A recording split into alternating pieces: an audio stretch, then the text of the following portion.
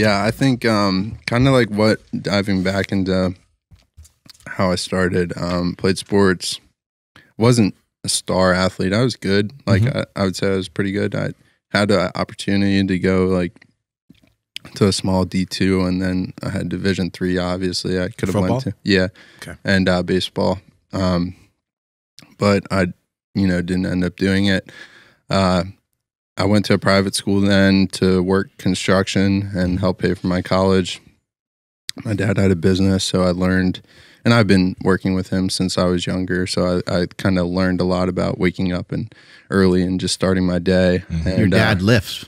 Yeah, my dad. I think like shout out for the genetics. He was state champion in Pennsylvania when he was 18. Oh snap! So he actually, I still wear his belt.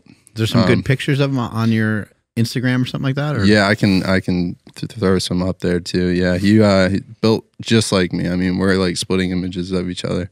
Powerlifter or bodybuilder? He was a powerlifter. Powerlifter. Okay. But he had muscle mass. Like he was pretty big. And he still is. Does he approve of all this bodybuilding you're doing? Does he make fun of you for it at least? Yeah. Well, back then I feel like it wasn't bodybuilding wasn't as popular. Right. Like they weren't really separate. It was like people usually just trained. Yeah. And they everyone sort of just trained to be like big. But at that time, there was no big and fat. It was just like people would be like 70s big, as they call it, like where guys are just like jacked. Yeah. The guys that are super jacked with the big mustaches. Yeah. Like I remember when I was tracking calories, like my dad was like, just fucking eat. Like get big. Like it wasn't like, and that's their mentality, just like eat shit ton and, lift a lot. Milk and potatoes and steak, shit like that, right? It works. Yeah. Like he had whole milk. He used to show me like he'd eat tuna fish sandwiches and shit. PB&Js. Yeah. But yeah, so I, working with him, very manual work. We would dig holes a lot of the times with like a shovel, and because we would dig up pipes that break in houses. Dude, that shit is no joke. Digging a fucking hole? Yeah. That shit is so fucking hard. Yeah, and the ground's like frozen half the time. Granted, we had an excavator, but the excavator can only get so close to the pipe because it'll break it. So you have to do the rest of the work. And a lot of times the pipe will be broken and you're in like to your ankles and shit. Dude, there's a difference to manual labor strength, because like I've rolled with guys who like do construction manual labor, and their grip, and they're nasty.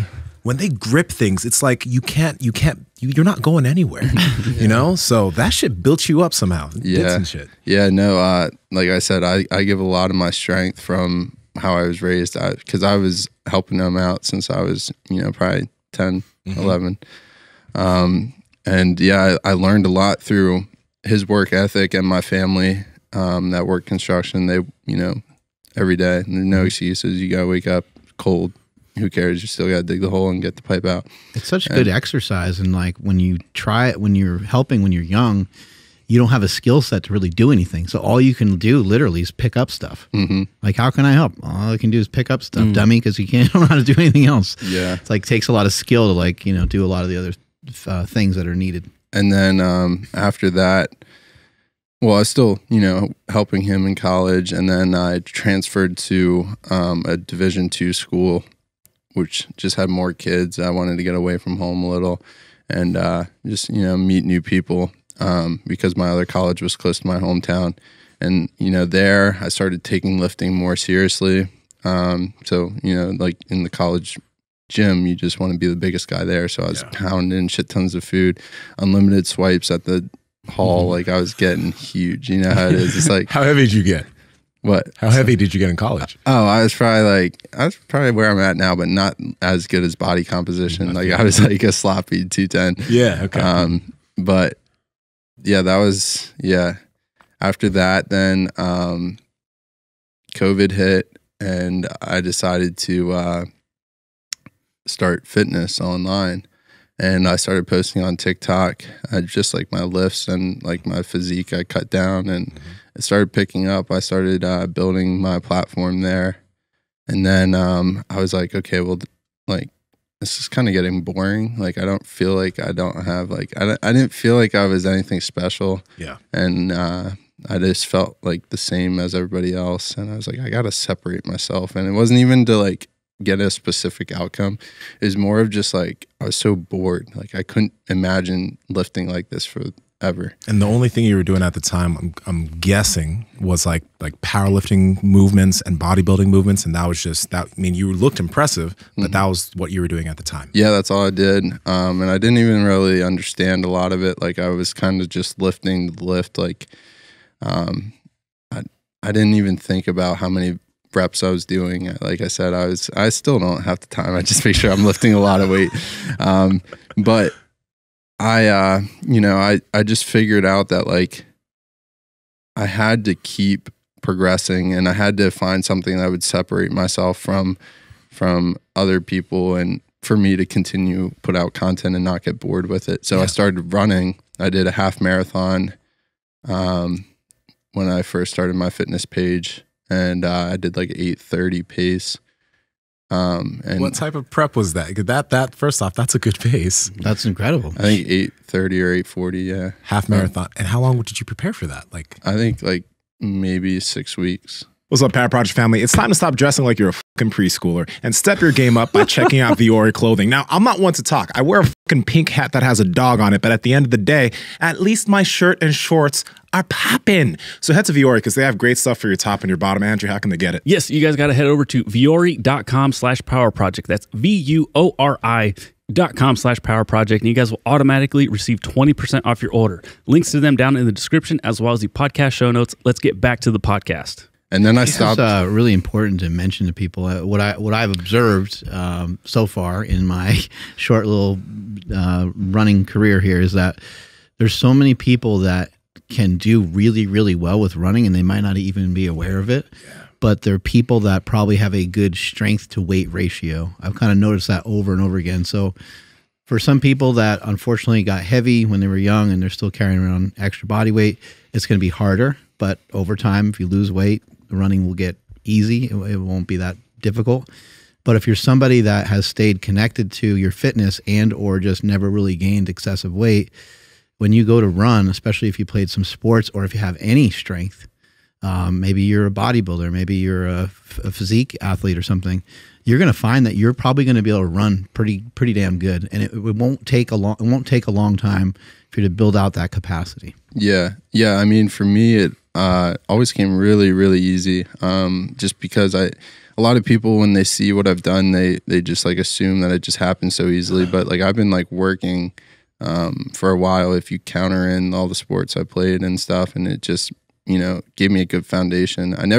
That's the thing too. A lot of people stop. Like I've never stopped running. I got to always run a mile. Really? Yeah. Even if it was like, big deal. Yeah. And I guess I even just kind of thought about that now. Like, I would run a mile at least like twice a week, maybe. Was that maybe from your dad, or was it because you did say that you grew up like basically on the same block-ish of Nick Bear? Like, was that centralized around something you grew up with, or? I mean, I didn't know too much about Nick at that time. It was more of just because of I just wanted to, like, it sounds weird, but like I have so much energy, I just need to drain it. So I just like, it's almost like a Energizer bunny, like it like depleted me kind of. Yeah, I try to share with my son. He'll go out and run every once in a while. He likes to walk more than run. But I just tell him, like, just get out and just like run a little bit here and there. And if you do it for the next several years, if you don't get too disconnected from it, it will never be hard for you. Yeah. So then with that, I ran a mile or whatever. I decided to sign up for a half marathon, and during COVID, I did that. Did you have a coach for that, or did you just do that on your own? I looked up a plan on Google. Let's go. Yeah. Okay. There are a lot of good plans, and the Nike running app, there's a lot of ways you can get really good help. Yeah. Look at those shoulders. Yeah. And then after that, I didn't run for a while, probably a year.